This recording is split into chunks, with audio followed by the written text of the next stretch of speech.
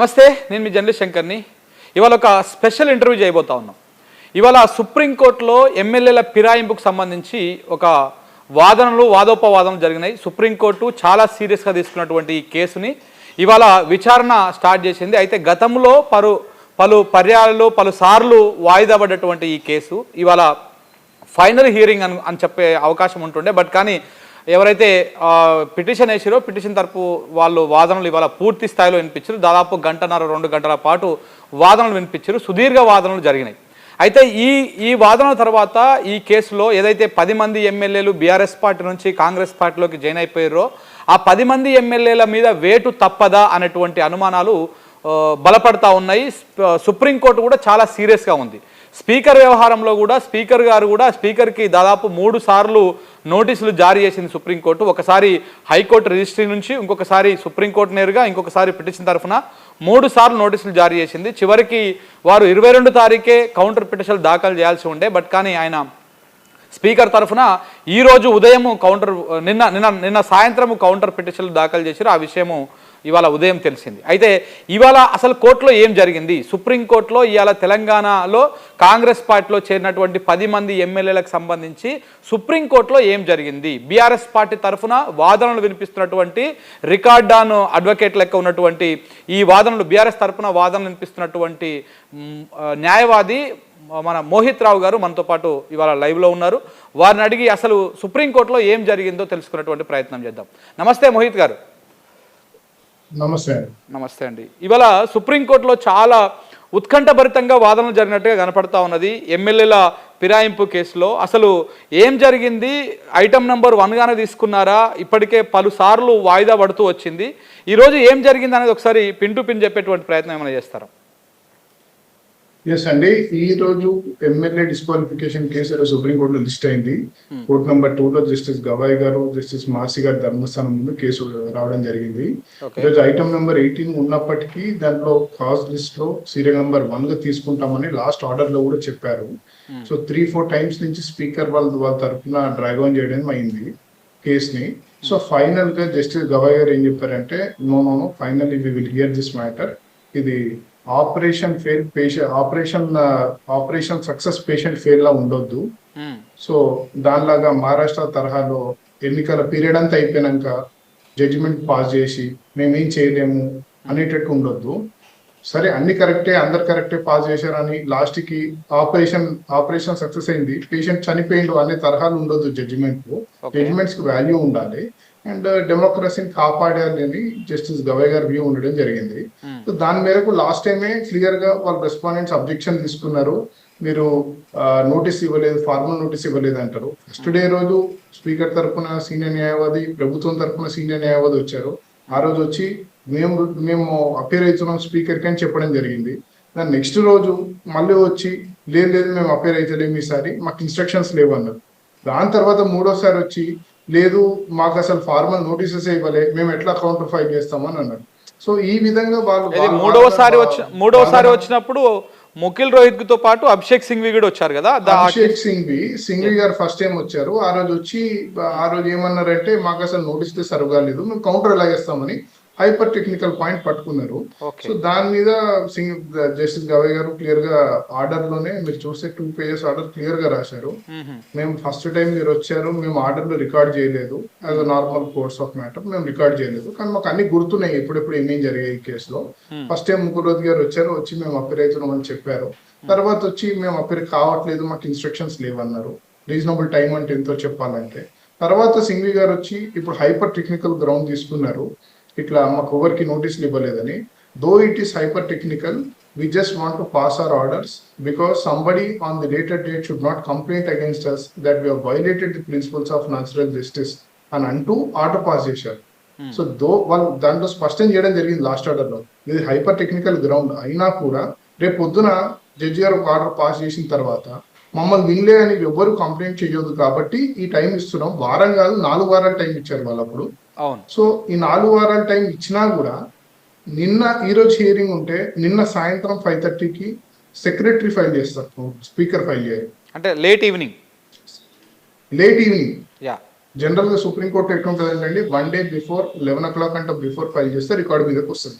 Okay okay. ఆ record మీదకి తప్పించాలనే సాయంత్రం 5:30కి ఫైల్ చేయడం జరిగింది.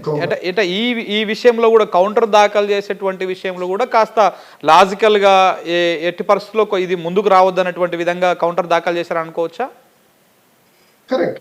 అది అడ్జోన్ అవ్వాలనే ఉద్దేశంతోనే, రికార్డు మీదకి రావద్దన్న ఉద్దేశంతోనే సాయంత్రం 5:30 కౌంటర్ ఫైల్ చేశారు. ఓకే. సో మేమేం చేసామంటే ఇట్లా ఈ ప్లాన్ మాకు అర్థమయ్యి మేము ఎక్స్ట్రా కాపీస్ తీసుకుని కోర్టుకి వెళ్ళాము. కోర్టుకి మేము ఎక్స్ట్రా కాపీస్ ఇచ్చాము. వాళ్ళు మళ్ళీ టైం అడగడం జరిగింది. లాస్ట్ కి లేదు, ఇది అడ్జోన్ చేయ, ఇది ఈ రోజు పెట్టినాము, ఈ రోజు వింటామని చెప్పారు. వాళ్ళు ఇక్కడ మోహిత్ గారు ఇక్కడ వాళ్ళు మాకు ఇంకా కొన్ని డాక్యుమెంట్స్ కావాలి, ఇంకా కొంత సమయం కావాలి అన్నట్టు ఎవరు ప్రతివాదు తరపు న్యాయవాదులు మాకు ఇంకా కొన్ని డాక్యుమెంట్స్ కావాలి, కొంత టైం కావాలన్నప్పుడు సుప్రీంకోర్టు కూడా సీరియస్ అయినట్టు కూడా వార్తలు వచ్చినాయి. అంటే స్కోలింగ్ పాయింట్లు అవన్నీ కూడా వచ్చినాయి. ఇది ఏం జరిగిందంటే అప్పుడు? కరెక్ట్. తెల్లం వెంకట్రావు తరపున న్యాయవాది వచ్చి నిన్ననే వకాలత్ ఫైల్ చేస్తాం, మాకు సమయం కావాలని అడిగారు. అడిగితే జడ్జి గారు చాలా సీరియస్ అవ్వడం జరిగింది. మీరు ఎప్పుడు ఫైల్ చేశారు, మేము 1 month ఇచ్చాం టైం, మీరు రాకపోతే అది మా తప్పు కాదు, మీకు అందుకనే 1 week అడిగితే మేము 1 month ఇచ్చాము, మీరు మళ్ళీ ఈ రోజు వచ్చి ఇక్కడ డిలే చేయడానికి లేదు, and don't adopt this delay tactics in front of this court అని అన్నారు. అంత క్లియర్ గా అన్నారు. చాలా సీరియస్ అయినారు. డ్రాగన్ చేయొద్దని క్లియర్ గా చెప్పారు ఓపెన్ కోర్టు. మీరు డిలే టాక్టిక్స్ మాకు అర్థమవుతున్నాయి, అట్లా చేయకండి అని అన్నారు. అండ్ ఆయన ఒకవేళ సక్సెస్ అయితే మిగతా వాళ్ళు కూడా అదే పాట పాడదామని అనుకున్నారు. యాక్చువల్లీ అందరు లైన్ ఉండే వెనకాల మిగతా ఎమ్మెల్యేలు అందరు ఆయన తిట్టే వరకు ఇంకెవరు ధైర్యం చేయలేదు ముందట రావడానికి. మేము చెప్పాం మా వాదన మేము వినిపిస్తామన్నాం, మేము మా వాదన వినిపించాము. సుదీర్ఘ వాదన మేము వినిపించాము. 2.5 hours ఆర్గ్యూ చేయడం జరిగింది. సుందరం గారు, నాయుడు గారు ఆర్గ్యూ చేయడం జరిగింది. అది అయిపోయిన తర్వాత మా వాదనలు అయిపోయి నెక్స్ట్ డేట్ 2nd కి పెట్టారండి వాళ్ళ వాదనల గురించి. ఓకే. ఇవాళ మీ వాదనలు అయిపోయినాయి అంటే మీ తరపున పూర్తి స్థాయిలో అయిపోయినాయండి వాదనలు, అంటే మీ బీఆర్ఎస్ తరపున? ఎలాబరేట్ ఆర్గ్యుమెంట్ చేయడం జరిగింది. ఓకే. ఎలాబరేట్ ఫైనల్ ఆర్గ్యుమెంట్స్ చేశాము. సో నెక్స్ట్ రెస్పాండెంట్, స్పీకర్, కొంతమంది ఎమ్మెల్యేలు వాళ్ళందరూ ఆర్గ్యుమెంట్ చేయాలి. ఎప్పుడు?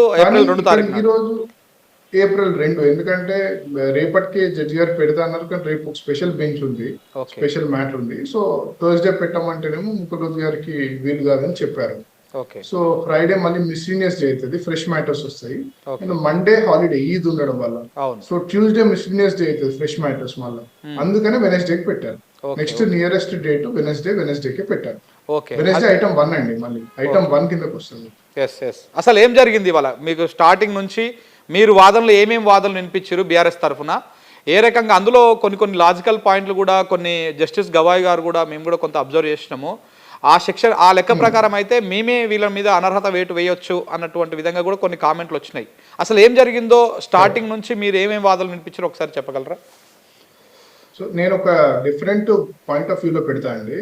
ఫస్ట్ మా వాదన చెప్పేదానికంట వాళ్ళ స్టాండ్ ఏంటో చెప్తాను. వాళ్ళ స్టాండ్ 2 పాయింట్లు. ఒకటి, సంపత్ కుమార్ వర్సెస్ కాళీ యాదయ్య అని ఒక కేసు ఉంది. అప్పుడు కాళీ యాదయ్య డిఫెక్ట్ అయితే సంపత్ కుమార్ కేసు వేయడం జరిగింది. ఆ కేసు సుప్రీం కోర్టులో తెలంగాణకు సంబంధించిన కేసు మీరు చెప్పేది. తెలంగాణ కాళీ యాదయ్య ప్రెజెంట్ కేసులో కూడా ఉన్నాడు. ఆయన అప్పుడు డిఫెక్ట్ అయ్యిండు, ఇప్పుడు డిఫెక్ట్ అయ్యిండు. సో ఆ కేసు ఏమైందంటే 2 జడ్జిల నుంచి 5 జడ్జిలకు రెఫర్ చేయాలి అనుకుంటా ఒక డైరెక్షన్ పాస్ చేశారు 2 జడ్జిలు. సో ఆ డెసిషన్ 5 జడ్జిల దగ్గర పెండింగ్ ఉంది. మీరు ఇప్పుడు ఇంటర్ఫియర్ కావద్దు అన్నది ఫస్ట్ వాదన వాళ్ళది. రెండో వాదన ఏంటంటే సుభాష్ దేశాయ్ అని మహారాష్ట్ర జడ్జిమెంట్ ఉంది. ఏక్నాథ్ షిండే ఇవన్నీ కేసు అయింది కాబట్టి దాంట్లో సుభాష్ దేశాయ్ అని కాన్స్టిట్యూషన్ బెంచ్ జడ్జిమెంట్ ఉంది. దాంట్లో స్పీకర్ రీజనబుల్ టైంలో చెయ్యాలన్నారే గాని రీజనబుల్ టైం అంటే ఏంటో దాంట్లో చెప్పలేదు అన్నది రెండో పాయింట్ వీళ్ళది. ఈ 2 పాయింట్లు వీళ్ళు అంతే, ఇంకేం లేవు. అంటే ఒకటేమో కాలయాదే అప్పుడు డిఫరెంట్ కాబట్టి ఆ కేసులో ద్విసభ్య ధర్మాసనము నుంచి 5 సభ్యుల ధర్మాసనానికి ప్రాసెస్లో ఉంది కాబట్టి ఆ లెక్క ప్రకారం దీన్ని హోల్డ్ పెట్టాలనేది ఒకటి. ఇది దాంతో ట్యాగ్ చేయాలి, అది ఇది కలిపినాలని వాళ్ళ పాయింట్. ఎందుకంటే అంత లోపల అసెంబ్లీ అయిపోతుంది, ఇన్ఫెక్షన్స్ అయిపోతుంది మ్యాటర్ అని. అవును. అది నెంబర్ 1. సెకండ్ ఏంటంటే ఈ సుభాష్ దేశాయ్ జడ్జిమెంట్ లో రీజనబుల్ టైం అంటే ఎన్ని నెలలు అనేది చెప్పలేదు. సో రీజనబుల్ టైం మీరు స్పీకర్ కి వదిలేసేయాలి. స్పీకర్ డిసైడ్ చేసుకుంటాడు రీజనబుల్ టైం 5 ఏళ్ళ 6 ఏళ్ళ 10 ఏళ్ళ అనేది స్పీకర్ చేసుకుంటాడు. ఓకే, కోర్టు సంబంధం లేదు దానికి అని అంటారు వాళ్ళు.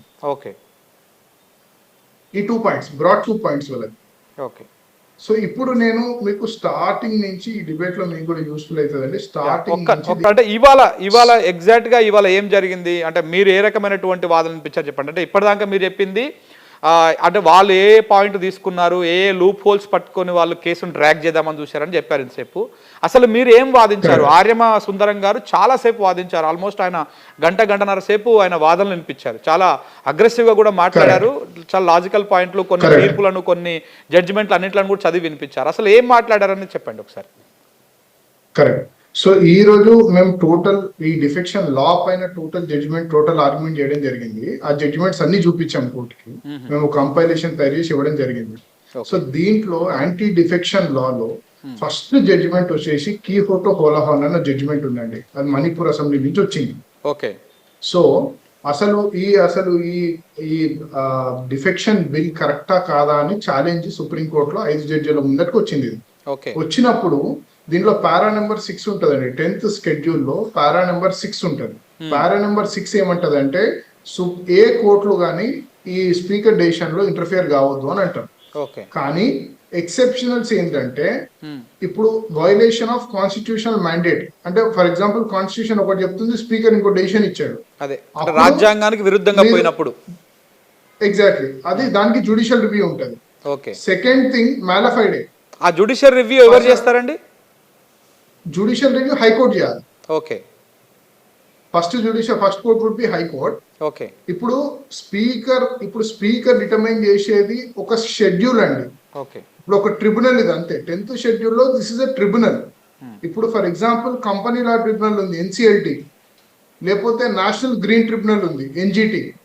అవి ఎలా అయితే ట్రిబ్యునల్స్ స్పీకర్ కూడా ఒక ట్రిబ్యునల్ దీంట్లో 10th షెడ్యూల్ లో. ఓకే. అందరు ఏమనుకుంటారంటే స్పీకర్ కో ఈక్వల్ కాన్స్టిట్యూషనల్ ఫంక్షనరీ అని డైరెక్షన్స్ ఎట్లిస్తుంది కోర్టు అంటున్నారు. తప్పది. స్పీకరు ట్రిబ్యునల్ గా కూర్చున్నాడు అక్కడ స్పీకర్ లెజిస్లేటివ్ హ్యాట్ లో కూర్చోలేదు. స్పీకర్ ఆల్వేస్ వేర్స్ 2 హ్యాట్స్ అండి. ఒకటి లెజిస్లేటివ్, ఇంకోటి జుడిషియరీ. ఇది జుడిషియల్ ట్రిబ్యునల్, ఇది ఒక ట్రైబ్యునల్. ఇది నార్మల్ ట్రైబ్యునల్ ఎట్లనో ఇది అంతే. ఇప్పుడు డిస్ట్రిక్ట్ కన్స్యూమర్ ఫోరం ఎట్లా అది ఒక ట్రైబ్యునల్, ఇది కూడా అంతే. సో దీంట్లో కీహోటోలో అసలు ఈ డిఫెక్షన్ లా కరెక్టా కాదని ఛాలెంజ్ కి వచ్చింది 5 జడ్జెస్ ముందు. అక్కడ వాళ్ళు ఏమన్నారంటే 3 సర్కమ్స్టాన్సెస్ లో మీరు జ్యుడిషియల్ రివ్యూ ఉంటది, violation of constitutional mandates, mala fide అంటే కావాలని చెప్పి బయాస్ గా జడ్జిమెంట్ ఇవ్వడం అది, and violation of principles of natural justice. For example మీరున్నారు ఎమ్మెల్యే, మిమ్మల్ని వినకుండా ఆర్డర్ పాస్ అవుతుంది, అది violation of principles of natural justice అవుతుంది. అంటే అవతల వాళ్ళని విన్నాకనే ఆర్డర్ పాస్ చేయాలి. సో ఈ మూడిటికి స్కోప్ ఉంటది. సో ఇది 5 జడ్జెస్ చెప్పినారు. దాంట్లో ఇంట్రెస్టింగ్ గా జడ్జిమెంట్లు ఏం చెప్పారంటే పారా నెంబర్ 110లో క్వైట్ టిమిట్ యాక్షన్స్ ఉండవు అన్నారు. క్వైట్ టిమిట్ అంటే ఒక ఇమీడియట్ ఇంజంక్షన్. ఫర్ ఎగ్జాంపుల్ ఇప్పుడు స్పీకర్ నిర్ణయించేటప్పుడు డిస్క్వాలిఫికేషన్ పిటిషన్ చేసేటప్పుడు ఒక ఎమ్మెల్యేని ఇంట్రీమ్ సస్పెండ్ చేసేసిండు. అంటే టోటల్ తీర్పు రాకముందే నువ్వు సస్పెండ్ అయినావు అని అన్నాడు అనుకోండి, అది క్వైట్ టిమిట్ యాక్షన్. అంటే ఆయనకి రేపు పొద్దున ఆయన గెలిస్తే ఆయన 3 years అయింది అనుకోండి స్పీకర్ డిసైడ్ చేయడానికి, ఆ 3 years అసెంబ్లీ ఆయన లూజ్ అవుతాడు కదా, అంతే కదా. సో దాన్ని క్వైట్ లిమిట్. అట్లాంటి వాటిలలో మీరు ఇంటర్ఫియర్ అవ్వచ్చు మధ్యంతరంగా అని అన్నారు. సో వాళ్ళు ఎంతసేపు స్పీకర్ ఏం చెప్తాడంటే ఈ మధ్యంతరంగా ఇంటర్ఫియర్ కావద్దు, సో కోర్ట్స్ ఇంటర్ఫియర్ కావద్దు. అదే ఆ పారా నంబర్ 6 లో ఉన్నది మాత్రమే పాయింట్ అవుట్ చేస్తున్నారు వాళ్ళు. Exactly para 6 of 10th schedule, para 110 of కీహోటోలో క్లియర్ గా డిఫైన్ చేసినారు. ఇప్పుడు స్పీకర్ ని ఆర్డర్ పాస్ చేయొద్దు అని ఎవరైనా కోర్టుకి వెళ్తే తప్పు, ఎందుకంటే స్పీకర్ డ్యూటీని అడ్డుకుంటున్నారు. ఇక్కడ మేమేం అడుగుతున్నాం, స్పీకర్ ని మీ డ్యూటీ మీరు చేయండి అని అడుగుతున్నాం. అవును, అంటే మీరు నిర్ణయం తీసుకోండి ఏదో ఒకటి అని చెప్తా ఉన్నారు. తీసుకోండి అని అడుగుతున్నాం. అది మ్యాండేటరీ ఇంజంక్షన్. దానికి పారా 6 గానీ 110 గానీ అప్లికబుల్ కాదు. ఓకే. సో ఇది మేము చెప్పాము. సో ఈ కీహోటో జడ్జిమెంట్ అయిపోయిన తర్వాత దీని సేమ్ ఇంకొక 5 జడ్జిలు రాజేంద్ర సింగ్ రాణా అని మాయావతి పార్టీ అప్పుడు యూపీలో కేసు అయింది. వాళ్ళు 13 మంది ఎమ్మెల్యేలు డిఫెక్ట్ అవుతారు. ఎస్పీ పార్టీ మాయావతి గారి పార్టీ నుంచి ఎస్పీ పార్టీ డిఫెక్ట్ అవుతారు.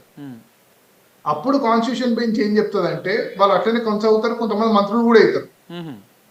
అయితే ఆ కేసులో సుప్రీంకోర్టు ఏం చేసిందంటే ఇప్పుడు అసెంబ్లీ గడువు ముగియనికి వచ్చింది కాబట్టి మీరు ఇంకా చేయలే కాబట్టి సుప్రీంకోర్టే డిస్క్వాలిఫై చేస్తుంది వాళ్ళని. 13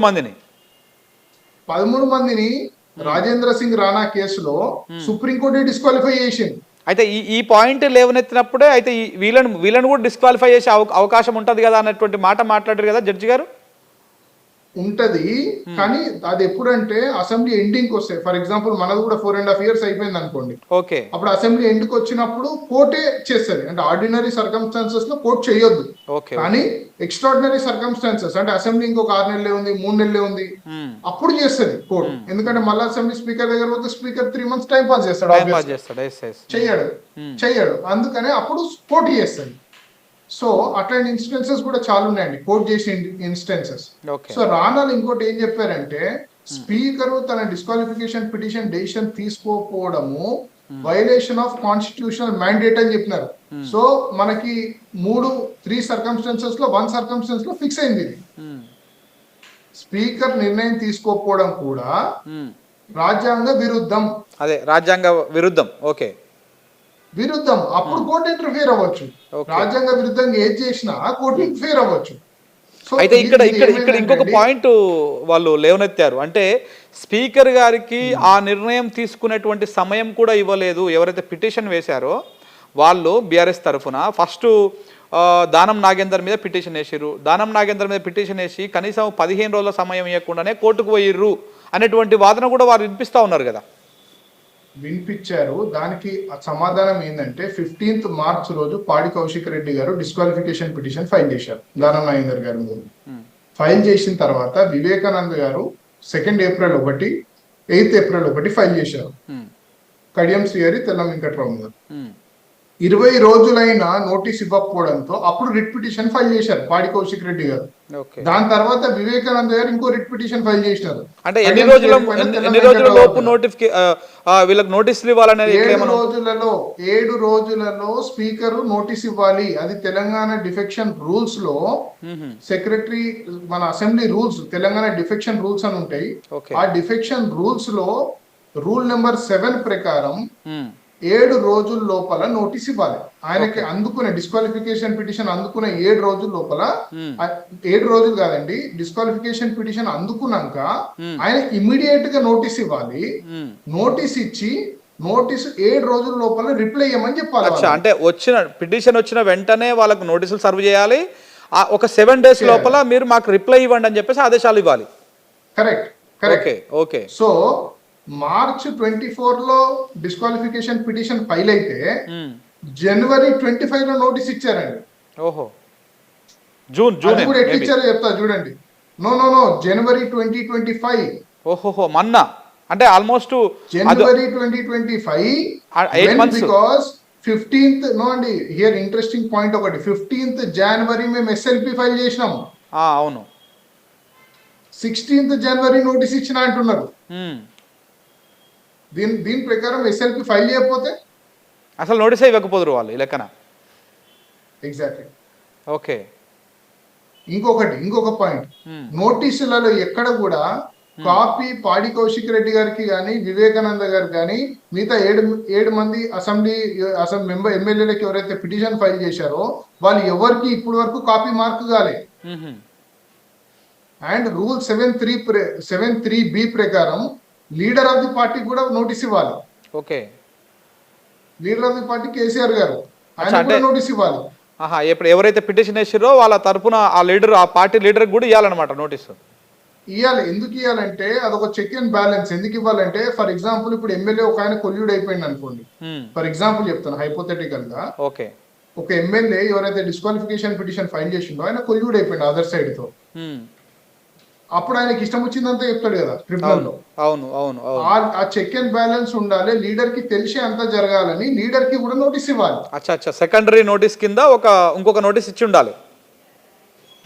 ఎప్పుడైతే స్పీకర్ నోటీస్ ఇస్తాడో ఎమ్మెల్యేకి, వేటు బట్ ఎమ్మెల్యేకి నోటీస్ ఇస్తాడో అప్పుడు లీడర్ కూడా కాపీ ఇవ్వాలి.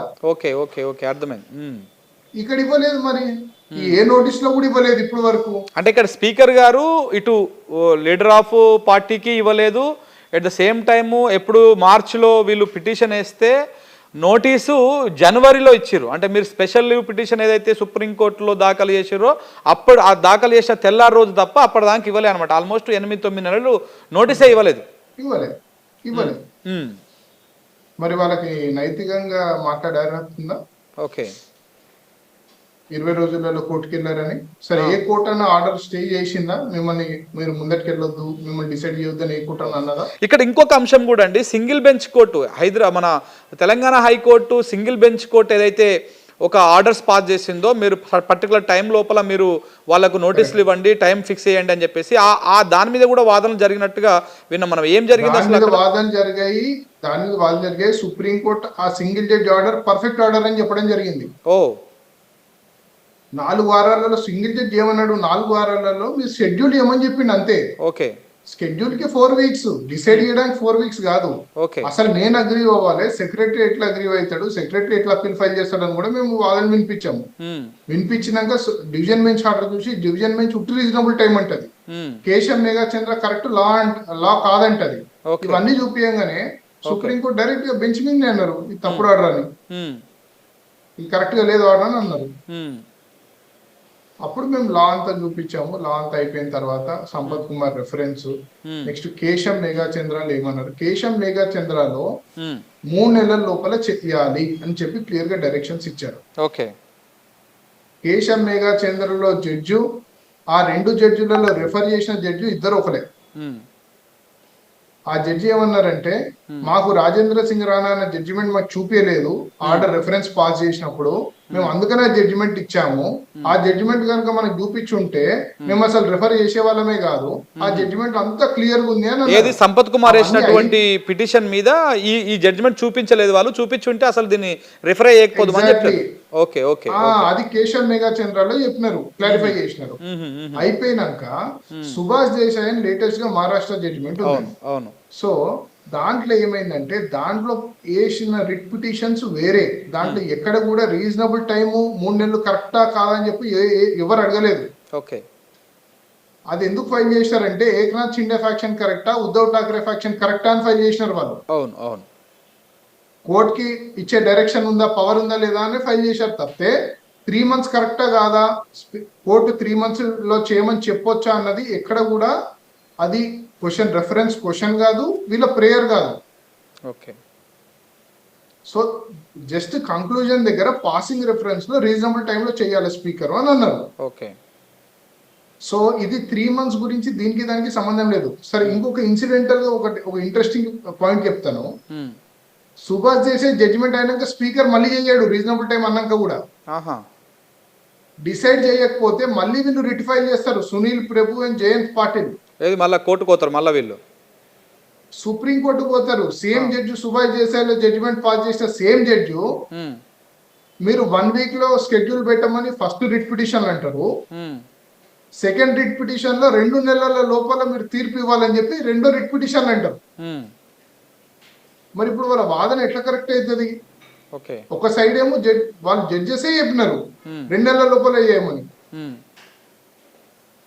ఇంకొకటి అండి, మెయిన్ క్వశ్చన్ ఒకటే సింపుల్, రాజేంద్ర సింగ్ రాణాలో కోర్టే డిస్క్వాలిఫై చేసినప్పుడు స్పీకర్ ని డిసైడ్ చేయమనే అంత పవర్ కోర్టుకు ఉండదా? 100% కోర్టే డిస్క్వాలిఫై చేసినప్పుడు. అవును అవును, simple, there is a matter, అంతే, there is a matter. Okay, so ఇక్కడ అంటే అక్కడ రాజేందర్ సింగ్ అదేదో కేసు ఉన్నప్పుడు అక్కడ అసెంబ్లీ గడువు ముగిసిపోతుంది కాబట్టి ఇప్పుడు స్పీకర్కి ఇస్తే ఇక్కడ రాజ్యాంగబద్ధంగా ఆయన వ్యవహరిస్తారా, డిలే చేస్తారా, కావాల్సుకొని డిలే చేస్తారా అని చెప్పేసి సుప్రీంకోర్టే డిస్క్వాలిఫై చేసింది. కానీ బట్ తెలంగాణ ఇప్పుడు ఈ ఎమ్మెల్యేల విషయంలో సుప్రీంకోర్టు అంత డేరింగ్ స్టెప్ వేసేటువంటి అవకాశం లేనట్టు కనపడతా ఉంది కదా. సుప్రీంకోర్టు స్టెప్ వేస్తుందని అంటలేనండి. నేను ఏమంటున్నా అంటే ఒకసారి కోర్టు వాళ్ళని డిస్క్వాలిఫై చేసే పవర్ ఉన్నప్పుడు స్పీకర్ ని రీజనబుల్ టైంలో చేయమన్న పవర్ దాని లోపలనే ఉంటది, దానికంటే పెద్దది కాదు. డిస్క్వాలిఫై చేయడం అనేది ఇట్స్ అ బిగ్ థింగ్. అంటే స్పీకర్ కి ఆదేశాలు జారీ చేసే స్పీకర్ కి ఆదేశాలు జారీ చేసే అవకాశం ఉంది అంటారు. ఉంది, గతంలో ఎన్నో కేసులలో చేసినారు, 6 డజన్ కేసులలో చేసినారు. ఓకే, మీకు ఇప్పుడే సింపుల్ చెప్తున్నాను, రాజేంద్ర సింగ్ రాణాలో చేసినారు, ఉమ్, కేశంలో చేసినారు, జయంత్ పాటిల్, సునీల్ ప్రభు, సుభాష్ దేశాయ్ అన్నిటిలో డైరెక్షన్స్ ఇచ్చినారు స్పీకర్ కి. ఓకే. సో ఫైనల్గా ఏం అంటే ఫైనల్గా మీరు వాదనలు ఏ రకంగా కంక్లూజన్ చేసిర్రు? మీకు బలంగా నమ్మకం ఉందా, మీకు ఫేవరబుల్గా తీర్పు వచ్చేటువంటి అవకాశం ఉంది అని చెప్పేసి? నేను దానికంటే ఎక్కువ law is in our favour. Okay. Law is settled, law is in our favour. Law చాలా సెటిల్ అయ్యింది, చాలా ట్రావెల్ చేసిందండి. దీంట్లో ఉన్న క్లారిఫికేషన్స్ అన్న చాలా జడ్జిమెంట్లలో ఉన్నాయి. ఓకే. అండ్ చాలా క్లియర్గా ఉంది లా. అండ్ మాకు మేము అడిగింది కోర్టు ఏమంటే, ఇన్ని రోజులు 1 year అయిపోయింది కాబట్టి 4 weeks లో డిసైడ్ చేయమని అడిగింది. ఓకే. మీరు స్పీకర్ కి ఆదేశాలు ఇవ్వండి, 4 weeks లో డిసైడ్ చేయమని ఆదేశాలు ఇవ్వమని అడిగాను. అంటే డిసైడ్ చేయండి అంటే వేటు వేయమని నిర్ణయం తీసుకోవడానికా, వేటు వేయడానికి డెడ్ లైన్ లెక్క తీసుకోవడానికి డెడ్ లైన్ 4 weeks లోపల నిర్ణయం తీసుకోవాలి. ఒకవేళ ఇన్ కేస్ 4 weeks లోపల స్పీకర్ కనుక నిర్ణయం తీసుకోకపోతే ఫర్దర్ గా ఎలా ఉండబోతుంది ప్రాసెస్? అంటే అది that depends upon supreme court judgement అండి. సుప్రీంకోర్టు ఎన్ని రోజుల్లో ఇస్తుందో చూడాలి. దాని తర్వాత సుభాష్ దేశాయ్ లో కూడా అట్టనే ఫైల్ చేశారు. సుభాష్ దేశాయ్ లో కూడా ఆర్డర్స్ ఇచ్చినా కానీ ఆర్డర్స్ ఫాలో కాలేకపోతే మళ్ళీ రిట్ వేసారు. వాళ్ళు రిట్ వేస్తే మళ్ళీ డైరెక్షన్ ఇచ్చారు. ఓకే. సో సేమ్ అట్లనే రికార్డ్స్ తీసుకోవాల్సి ఉంటుంది. ఓకే. రేపు అంటే మీ వాదనలు అయిపోయిన తర్వాత ఇక్కడ 10th schedule గురించి కొన్ని వాదనలు వినిపించారండి సుందరం గారు. అంటే ఇక్కడ వాళ్ళు వాదనలు వినిపిస్తున్న సమయం లోపల త్రిసభ్య ధర్మాసనము, 5 సభ్యుల ధర్మాసనము, రాజ్యాంగ ధర్మాసనము, ఇట్లా కొన్ని అంశాలను కూడా గవాయి గారు కూడా మాట్లాడారు. ఏంటి అది క్లారిటీగా అర్థం కాలేదు, దేని గురించి మాట్లాడారు ఆ పదాలు? అంటే అది జుడిషియల్ ప్రొపరేటరీ అండి. జనరల్ గా ఎట్లుంటది అంటే, ఇద్దరు జడ్జిలు కూర్చున్నప్పుడు, జస్టిస్ ఎస్పి బరోచా ఉన్నప్పుడు, ఇప్పుడు ఇద్దరు జడ్జిలకు డౌట్ వచ్చి ఇది కరెక్టా కాదా అని డిసైడ్ చేయాలన్నప్పుడు, ఇద్దరు జడ్జిలు 3 జడ్జిలకు రెఫర్ చేయాలి. ఓకే. 3కి కూడా డౌట్ వస్తే అప్పుడు 5 మందికి చేయాలి. ఓకే. ఆ డౌట్ ఎందుకు వస్తుంది అంటే, ఫర్ ఎగ్జాంపుల్ ఇద్దరు జడ్జిలు ఒక రకంగా తీర్పిచ్చినారు ఒక కేసులో, ఇంకో ఇద్దరు జడ్జిలు ఇంకో రకంగా తీర్పిచ్చినారు. అప్పుడు ఎవరిది కరెక్ట్ అన్నప్పుడు అప్పుడు అది 2 నుంచి 3కి వెళ్ళాలి. ఒకవేళ 3 ఉన్న సిచ్యువేషన్ కూడా అదే ఉంది అనుకోండి, 3 జడ్జిలు ఒక రకంగా ఇచ్చారు, ఇంకో 3 జడ్జిలు ఇంకో రకంగా ఇచ్చారు, అప్పుడు అది 5 జడ్జిల దగ్గరికి వెళ్ళాలి. ఓకే. సో అట్లా వెళ్ళాలి. ఇది 2 నుంచి 5కి వెళ్ళింది కాబట్టి ఆర్డర్ ఇట్ సెల్ఫ్ ఇస్ తప్పు అని చెప్పి మనం అది కూడా ఒక ఆర్గ్యుమెంట్ చేయడం జరిగింది, alternative argument. Okay. Okay. Mohit గారు ఫైనల్ గా చెప్పండి. అంటే ఒక్కసారి 5 జడ్జిలు చెప్పిన తర్వాత 3 జడ్జిలు 5 జడ్జిల ధర్మస్థానాన్ని దాంట్లో కన్సిడర్ చేసి ఒక జడ్జిమెంట్ ఇచ్చినప్పుడు ఆ 3 జడ్జిలు ఇచ్చిన జడ్జిమెంట్ కూడా బైండింగ్ అని మేము ఆర్గ్యుమెంట్ చేశాం. ఓకే. ఓకే. రైట్. ఫైనల్ గా చెప్పండి. అంటే ఇప్పుడు ఇది జస్టిస్ గవాయి ద్విసభ్య ధర్మాసనం దగ్గరనే ఈ కేసు ఫైనల్ హియరింగ్ అయిపోతుందా, తెగేస్తుందా, లేకపోతే మళ్ళీ మీరు చెప్పినట్టుగా ఇప్పుడు 3 సభ్యుల బెంచ్కి 5 సభ్యుల బెంచ్కి మళ్ళీ పోయేటువంటి అవకాశం ఏమైనా కనపడతా ఉందా? ఐ డోంట్ థింక్ సో అండి. ఇది ఇక్కడనే రెస్ట్ అవుతుంది. బట్ ఒక మంచి లా వచ్చేటట్టు కనబడుతుంది. అంటే ఒక నిర్మాణాత్మకమైనటువంటి ఒక తీర్పు వచ్చేటువంటి అవకాశం కాదు, ఒక ల్యాండ్ మార్క్ తీర్పు, ఒక మంచి ఒక ల్యాండ్ మార్క్ రిపోర్టెడ్ జడ్జిమెంట్ వస్తుంది. ఓకే. అండ్ ఇండియాలో స్పీకర్ వ్యవస్థని కరెక్ట్ గా సెటరేట్ చేసే తీర్పు వస్తుందని అనుకుంటున్నాను. వావ్, అంత పెద్ద తీర్పు వచ్చే అవకాశం ఉందా? నాకు విశ్వాసం ఉందండి, అంత మంచి తీర్పు వస్తుంది. స్పీకర్ అసలు ఎందుకంటే ఇదంతా క్లౌడ్ ఉందండి. ఎందుకంటే ఇదే మీరు ఇక్కడే చూస్తే 3 ఒక రకంగా ఇచ్చారు, 5 మంది ఒక రకంగా ఇచ్చారు అని అంటుంది. సో ఒక కరెక్ట్ తీర్పు వస్తే ఇండియా మొత్తంగా అది పాటిస్తే ఎవరు డిఫెక్షన్ కావద్దండి. ఏ ఎమ్మెల్యే అయినా కూడా ఒక పార్టీలో గెలిచి. సో ఇప్పుడు అంటే ఈ ఫైనల్ గా గనక ఇది ఈ ఫైనల్ డిసిషన్ వచ్చి ఒక ల్యాండ్ మార్క్ జడ్జిమెంట్ గనక వచ్చి ఉంటే ఇప్పుడు అందరికీ ఇది ఒక మైలురాయి లెక్క అయ్యేటువంటి అవకాశం ఉందన్నమాట. అంటే ఈ రీజనబుల్ టైము తేలిపోతుంది. ఎమ్మెల్యేలు ఎవరైనా మారాలన్నా కానీ ఒక 6 నెలల లోపలనో 3 నెలల లోపలనో మన పదవులు పోతాయి అనేటువంటి భయం ఉంటుంది. ఇవన్నీ ఉండేటువంటి అవకాశం అయితే కనబడతా ఉందన్నమాట. అవునండి, అవును. ఓకే. ఓకే. ఫైనల్గా చెప్పండి, అంటే వీళ్ళు మీ ప్రతివాదులుగా ఉన్నటువంటి వాళ్ళు ఎవరైతే స్పీకర్ తరఫు న్యాయవాది కానీ లేకపోతే ఎమ్మెల్యేల తరఫు న్యాయవాదులు కానీ, వాళ్ళు ప్రతిసారి హియరింగ్కి వచ్చిన ప్రతిసారి ఒక లాజికల్ పాయింట్, ఒక హైపోథెటికల్ క్వశ్చన్స్ వేస్తూ రకరకాలుగా దాన్ని టెక్నికల్గా ల్యాగ్ చేసేటువంటి ప్రయత్నం చేస్తూ ఉన్నారు, లూప్ హోల్స్ను యూజ్ చేసుకొని. రేపు April 2 నాడు కూడా ఇలాంటి ఒక హైపోథెటికల్ లాజిక్ పాయింట్తోని మళ్ళీ కేసును డ్రాగ్ చేసే అవకాశాలు ఏమైనా కనపడతా ఉన్నాయా? చేయరండి, అట్లాంటివి కుదరవండి, చేయరు. Okay. Anyway, thank you sir, thank you very much. మాకు లైవ్లోకి వచ్చి చాలా వాల్యూడ్ సమాచారం అందించినందుకు. మళ్ళీ మనము April 2 నాడు మళ్ళీ మీతోటి నేను లైవ్లోకి వస్తాను. Thank you very much. Sure అండి, sure. Thank you. Thank you. ఈ కేసు తీర్పు ఏదైతే ఈ కేసు ఉందో ఈ కేసు తీర్పు ఒక మైలురాయిగా ఉండబోతా ఉంది. ఈ దిసభ్య ధర్మాసనం ఇయ్యబోయే తీర్పు ఒక మైలురాయిగా ఉండబోతా ఉంది. రేపటి రోజున ఇది ఒక మొత్తము స్పీకర్ వ్యవస్థనే ఒక సెటరైట్ చేసేటువంటి దాని లెక్క ఉండబోతా ఉంది. అలాగనే ఏదైతే ఎమ్మెల్యేలు ఒక పార్టీ నుంచి గెలిచినటువంటి ఎమ్మెల్యేలు ఇంకొక పార్టీలోకి పోవాలంటే భయపడేటువంటి విధంగా రాజ్యాంగంలో ఒక బలమైనటువంటి తీర్పు ఉండేటువంటి అవకాశం కనపడతా ఉంది న్యాయస్థానంలో అని చెప్పేసి వారు చెప్తా ఉన్నారు. చూడాలి మరి ఏప్రిల్ 2 తారీఖు నాడు ఎలాంటి వాదనలు జరగబోతా ఉన్నాయి. ఈ ఎమ్మెల్యేల మీద వేట్ వేయడానికి స్పీకర్కి ఎంత టైం ఇస్తుంది సుప్రీంకోర్టు, అసలు స్పీకర్ తరఫు న్యాయవాదులు ఏం వాదించబోతా ఉన్నారు అనేది ఏప్రిల్ 2 తారీఖు నాడు చూద్దాం. Thank you very much.